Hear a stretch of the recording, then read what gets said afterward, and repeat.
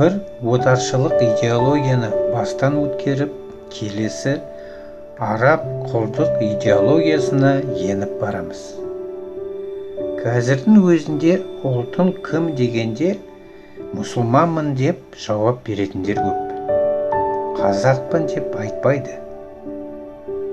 Арабтың тілі, діні, салттары, киім үлгілері, ішкен тамақтары бәрі олар үшін қасиетті үлгі.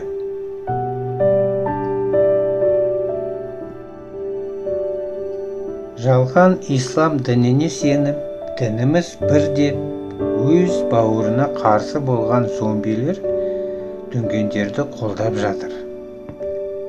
Мұсылман болса болды деп, исламды қабылдаған Қытайға да қызын күйеуге беретіндер дүнгендерді жақтап қазаққа қарсы сөз айтып жатыр.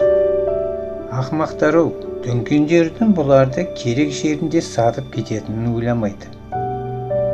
Кімнің бауыр, кімнің жау екенін ажырата алмайтын арабтың дінімен уланған зомби мұсылмандар көп екен.